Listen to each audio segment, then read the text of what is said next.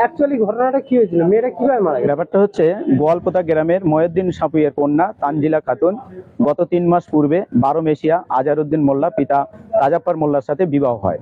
বিবাহের পর থেকে ওরা বিভিন্ন ভাবে মেয়েটার উপরে শারীরিক মানসিক নির্যাতন করতে থাকে, বিশেষত দেনা পাওনার জন্য। বাপের বাড়ি থেকে প্রায় হ্যাঁ পণের দাবি করে। বাপের বাড়ি থেকে প্রায় টাকা আনার জন্য চাপ দেয়। রিসেন্টলি বাপের বাড়ি থেকে 2 লক্ষ টাকা নিয়ে আসার জন্য চাপ দেয়, ও আনতে রাজি হয়নি বা মেয়ের বাবাও দিতে রাজি হয়নি। তার জন্য ওরা অত্যাচার করে গত রাত্রে অর্থাৎ গত যে রাত গেছে 7/6/2025 তারিখে ওরা অত্যাচার করে মেরে আজকের সকাল 8 তারিখে 4:45 নাগাদ জামাই ফোন করে মেয়ের বাবার ফোন করে বলে যে তোমাদের মেয়ে গলায় দড়ি দিয়েছে। কি মনে হচ্ছে আমাদের 100% মনে হচ্ছে যে মেয়েটার উপরে ওরা অত্যাচার করে মেরে সেটা। আমরা যখন সকালবেলা ওদের বাড়িতে গেছি, গিয়ে দেখছি মেয়েকে একটা তক্তপোষের উপরে শুয়ে বেড কভার দিয়ে ঢেকে রেখেছে। আমাদের মেয়েকে ওরা অত্যাচার করে মেরে ফেলেছে।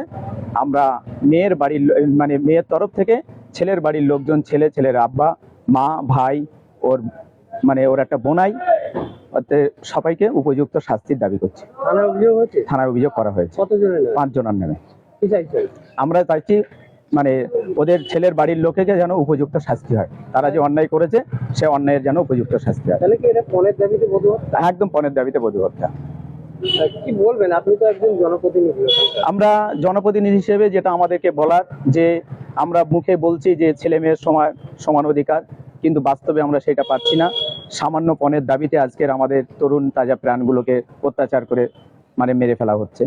আমরা চাই এই পণ প্রথা নামক যে অসামাজিক একটা প্রথা, বর্বর প্রথা সমাজ থেকে দূর হোক। এই তরতাজা প্রাণগুলো তারা পৃথিবীতে বেঁচে থাকুক, তাদের উপরে এই অমানবিক অত্যাচার যেন না হয়। এই কন্যার পাশে আছেন আমরা সর্বতভাবেই আছি। মেয়ের পক্ষে সর্বতভাবে সহযোগিতা করব, যাতে অত্যাচারকারীরা, দোষীরা উপযুক্ত শাস্তি পায়। তার জন্য আমি মেয়ের তরফে বা মেয়ের পক্ষে সর্বতভাবে সহযোগিতা করব। আপনার নাম পরিচয়? আমার নাম মোহাম্মদ আরাবুল ইসলাম। আমি গোয়ালপোতা গ্রামের মেম্বার এবং শালিপুর অঞ্চলের শিক্ষা জনস্বাস্থ্যের সঞ্চালক।